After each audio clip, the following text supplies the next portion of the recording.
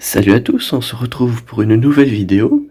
Aujourd'hui, le début de la saison 16, si je ne m'abuse, en 5 contre 5. Donc on est reparti, on va retenter de faire une saison, on va essayer de faire aussi bien que la précédente, si ce n'est mieux. Donc on est parti. Donc aujourd'hui on affronte NJTNYP2, un pseudo assez particulier, je dois bien l'admettre. Donc on commence par les vaisseaux comme d'habitude. Alors mon adversaire n'a ni le Faucon Millenium, ni le négociateur, comme vous pouvez le constater, et il n'a pas le bombardier impérial. Ce qui fait qu'il a 3 flottes en moins, on va dire. Il a plus ou moins une flotte négociateur, mais sans le vaisseau capital, le vaisseau amiral, ça change pas grand chose. Il a quand même un Dorn Molos plus ou moins aiguisé, si je puis me permettre le terme. Mais globalement, ça change pas grand chose. En termes de vaisseau, en termes de personnages, voilà l'inventaire de mon adversaire. Même si à première vue, les teams semblent assez corrects. Déjà, il n'y a pas gaz du tout, donc ça commence pas très bien pour lui. Mais c'est au niveau des modages que ça coince pour lui, parce qu'en fait, le personnage le plus rapide, sans capacité de chef, etc., c'est Bastila avec seulement 246. Donc peu importe ses teams en défense, je vais être en mesure de l'outspeed assez facilement, donc voilà. Rien de très très méchant, on va dire. Donc on va pouvoir passer au reste. Donc en termes d'attaque, mon adversaire a déjà joué. Donc pour le haut, il a mis 3 tentatives contre mes géonosiens. Il a mis une tentative versus ma team Padmé, donc il a dû utiliser une bonne team, peut-être un miroir. Et il a utilisé, il a battu plutôt ma team résistance. Très classique. Hop, voilà, on a toujours ma team séparatiste à l'ancienne, mais il a two shot ma team empire, donc ça c'est cool. Je m'attends à avoir quand même quelques petites flottes intéressantes dans sa défense, mais bon, sans le négociateur et sans de Faucon Millenium, ça va être assez compliqué pour lui de tenir. En bas, il a pas tenté une seule fois ma team Newt Gunnery, c'est dommage. J'aimerais bien voir à quoi elle peut me servir, on va dire. Et ma team Grievous, d'ailleurs vous l'avez peut-être vu, mais mon Grievous c'est équipement 13 Relic 5, j'ai réussi à le passer un petit moment avant le lock, quelques heures avant le lock de la grande arène. Donc c'est vraiment cool, ça va être un bon avantage pour la grande arène. Au derrière j'ai même pas mis grand chose de ouf, j'ai mis mes sœurs de la nuit avec les Ewoks comme d'habitude, mais voilà. Bon, mon adversaire quant à lui a décidé de placer une sacrée grosse défense, comme vous pouvez le constater à l'écran. Mais heureusement pour moi, j'ai quand même gardé du lourd en attaque. Donc on va commencer avec les géonosiens. Hop. Donc avec les géonosiens, moi j'ai l'habitude d'utiliser mon triumviracite. Traya, Sion, non pas le soldacite, Nihilus. Et on peut utiliser... Bon, on peut garder ça, c'est très bien. Hop. Première escouade réduite du combat du match. Hop. Donc mon adversaire a décidé de la jouer assez violemment en défense. Donc j'ai un nombre de counter assez limité, mais bon, on devrait réussir, j'imagine. Faut juste que je one-shot à peu près tout ce que j'ai prévu. Hop. Ok, tac tac tac. Hop, on va dispel la capacité de l'espion pour réduire les délais de l'annihilation. Bon, je prends quand même assez cher. Hop, j'augmente leur délai. Surtout sur l'alpha, c'est assez important. Hop, on achève l'alpha et normalement c'est plié. Il me faut juste que si on joue un tour, je vais annihiler l'espion, comme ceci. Tac, voilà. Il récupère sa santé, on va récupérer un petit peu de protection. Parfait. Hop, on va tuer le soldat. Et maintenant, c'est plus qu'une question de tuer Sunfac. Hop, la confusion, parfait. Hop, petite esquive, bien joué. Hop, on augmente leur délai, on sait jamais. Hop, et voilà. C'est parfait, donc 59 bannières, grâce à mes deux escouades réduites, ça fait plus de bannières, donc avec une full escouade, j'aurais fait vraiment un score beaucoup moins important. Là en face, ce que je me dis, c'est qu'il n'y a pas de damage dealer. On pourrait peut-être utiliser CLS, j'étais en train de chercher, et je pense que c'est ce que je vais faire. Rebelle, tac, tac, tac, tac, tac, il me faut le dernier qui se cache juste là. Hop. Je l'ai presque 7 étoiles, le 3PO et Chewie, donc 7 étoiles, je sais plus ce que j'ai dit, je crois que j'ai dit 3 étoiles, bon bref, je vais presque l'avoir 7 étoiles. Par conséquent, une fois 7 étoiles, je vais probablement le passer équipement 13 directement. Parce qu'équipement 13, il ajoute énormément à la team CLS, et j'ai besoin d'une bonne team CLS pour gérer entre autres tout ce qui va être gaz, etc. Donc ça peut être intéressant. On va focus plutôt Revan, c'est souvent le plus fragile des trois, on va dire. Hop. Ok. Bon là c'est pas la meilleure des marques, mais bon. Je vais pas le blâmer pour ça. Hop. Tac. Tac. Oh. Ouais, dommage, il a dispel les expositions. Hop. Bon par contre le focus sur Chewbacca ça m'arrange pas trop les gars. Si vous pouvez arrêter. Bon, je vais éviter de faire ça. Voilà, exactement pour ça. Hop.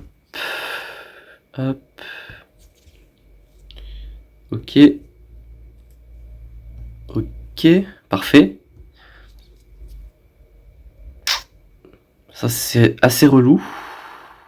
Ça l'est un peu moins, c'est pas très grave. On va soigner un peu Chupio. Hop, on réduit sa jauge de tour. Hop. Elle avait la cécité, donc c'est cool. Hop. Et une grosse flag, donc 55. Ouais, j'ai perdu sur Chupio et Chewie la protection. Et j'ai Chewbacca qui est mort, donc ça fait moins 5. Ok, derrière, il y a quand même 2 moins grosses teams. Ça m'arrange, parce que là, vraiment, avec ce qu'il y a en haut, ça va être la mort. Alors, je vais miroir la team Empire Sith, comme ceci. Tac, tac, tac. Tac, tac. Parfait. Donc j'ai un meilleur stuff sur Malak et j'ai surtout de meilleurs modules, donc ça devrait arriver, ça devrait être assez correct, j'espère. Hop. Hop. Parfait. Toi tu prends un choc aussi, je vois pas pourquoi tu t'en prendrais pas un. Hop. J'aimerais juste que là ce soit Bastila qui joue et on est bon. Parfait. Presque yoink. Hop. Voilà.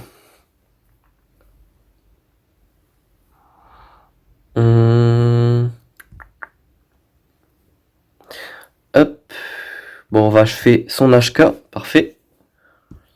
On achève Bastila et c'est parfait. Bon, j'ai perdu que le soldat Sith, mais bon, il était là pour.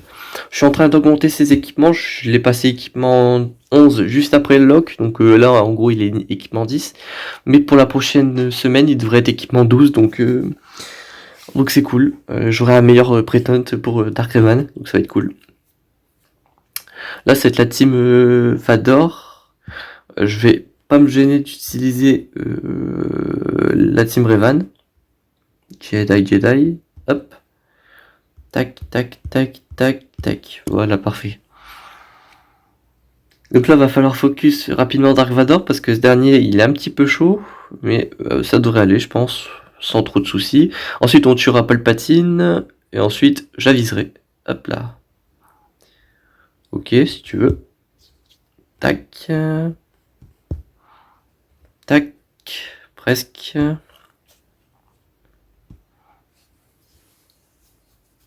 Hop, la petite esquive de Drain Force, ça fait plaisir. On ne tue pas le Palpatine, parfait, comme ça on se prend plus l'unique dans la tête. Parce que mes Jedi prennent beaucoup de dégâts s'ils sont des Jedi ou des rebelles. Bon là j'ai pas de rebelles avec moi donc ça va. Mais voilà, hop, on va régénérer de la protection, c'est très bien. On va achever Dark Trier, on va pas s'embêter. On va réduire la charge de tour de Dark Nihilus. Encore une fois, on voit même le stun, parfait. Et bon bah là, il faut plus que l'achever, donc c'est nickel. Soit 59 bannières, donc ça c'est parfait. Hop. Ici, on va faire ça, ça, ça. Et je vais faire un petit truc qui va vous paraître un petit peu bizarre. Mais en fait, c'est parce que c'est un succès, voilà. Hop. C'est Darkmaul et Savage Opress, parce qu'il faut utiliser les deux dans la même team pour battre une team, en gros. Je sais que mon adversaire ne me battra pas. Déjà, en plus, il s'est fail 2 fois sur les Géonosiens, une fois sur ma flotte et une fois sur Grievous. Donc, il a déjà perdu un nombre de bannières incalculable, donc c'est cool. Ce qui veut dire que moi, ça me laisse des opportunités de réaliser des succès. Et d'ailleurs, je vais faire un truc tout de suite qui s'appelle aller valider des succès. Hop, tac. Celui-là. Parce qu'en gros, ils vont me demander d'autres, j'imagine. Voilà, 5 escouades réduites qui me demandent, c'est bien ce que je pensais. Donc ouais, je vais utiliser la team que vous avez vue pour battre les Sœurs de la Nuit. Bon, je m'attends pas à ce que Moll et Savage Opress survivent, hein, on est bien d'accord là-dessus. Mais je vais valider le feat parce que j'ai la possibilité de le faire, étant donné que la victoire est acquise dans peu importe ce qui se passe. Donc voilà. Et en plus, je suis pas sûr de pouvoir réussir à faire le succès dans d'autres circonstances. Parce que je sais pas ce que vont donner mes prochains adversaires, donc pas sympa quoi. Hop. Bon ouais, il s'est fait attaquer, il est mort alors qu'il a même pas été visé, donc... Enfin bref, pourquoi j'utilise Gas ici et pas ailleurs, vous me direz, d'une part parce que c'est la team la plus puissante, et il faut savoir que la capacité de lead de Gas, voilà, empêche la résurrection, que ce soit de la part de Daga ou du zombie. Par conséquent, hop, je sais pas m'embêter avec toutes ces histoires de régène.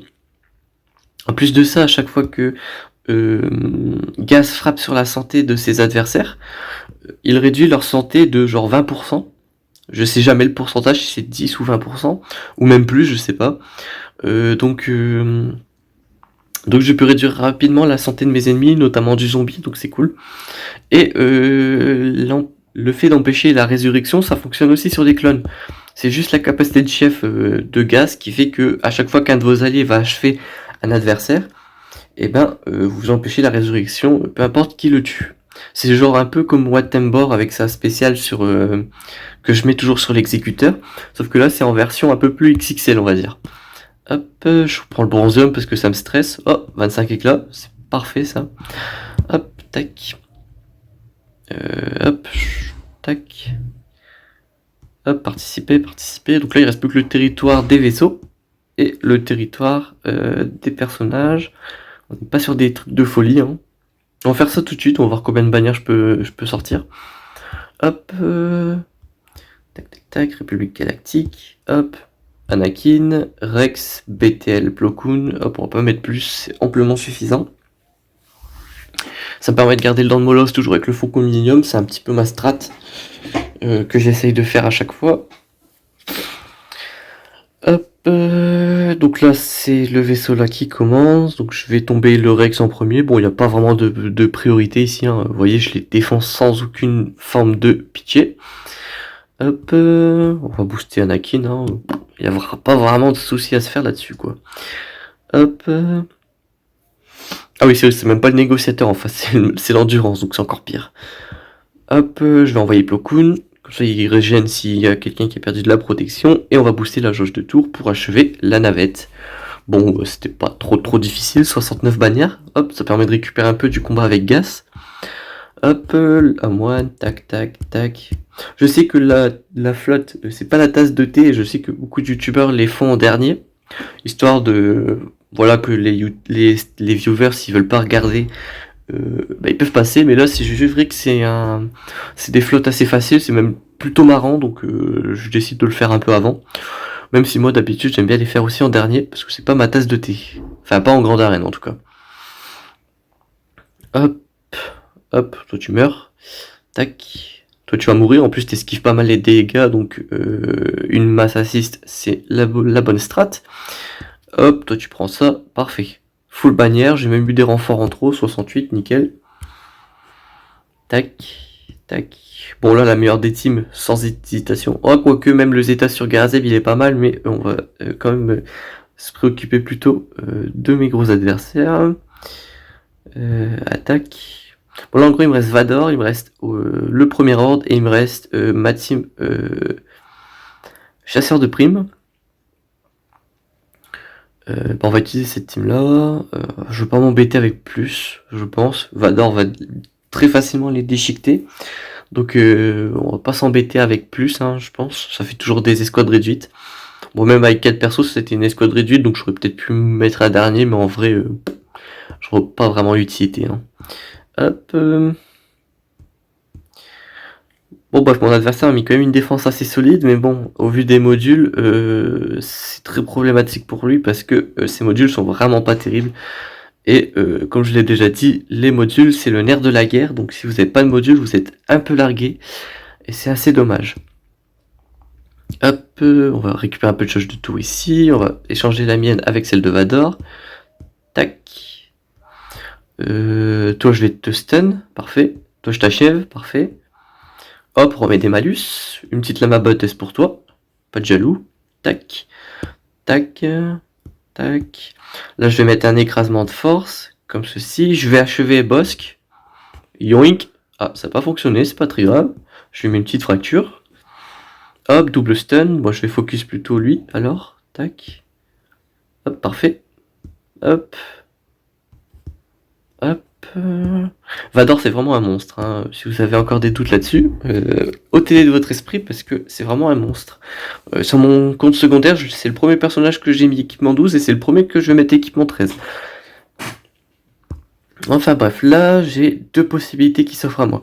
Soit je fais le premier ordre pour 59 bannières ou 60 si j'ai de la chance, ou j'utilise le premier ordre, les chasseurs de primes avec l'armurière, qui me donnerait un nombre de bannières assez indéterminé, je sais pas encore combien.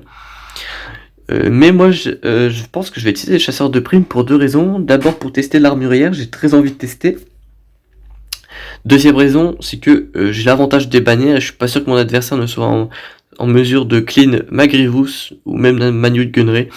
Par conséquent, je sais qu'il ne va pas me full clear et que peu importe le résultat du match contre les Phoenix, je vais résister, je vais gagner quoi qu'il arrive parce que dans tous les cas, je peux clean up avec le premier ordre et au pire du cas, si vraiment les Phoenix sont d'incroyables monstres en PVP avec leur compo, j'ai encore d'autres teams s'il faut, je peux créer vite fait des trucs donc c'est parti. Moi, je vais tenter l'armurière. Hein. Hop. Tac. Bon, elle a quand même pas mal de santé au vu des modules que j'ai dû lui mettre. Hop. Hop. On va travailler sur le contrat. Hein, ça semble assez important. Hop. Tac. Bon, l'armurière n'est pas une chasseuse de primes. C'est dommage. Je crois que je me suis fail pour ce qui est des lingots de Beskar. Toi tu meurs s'il te plaît.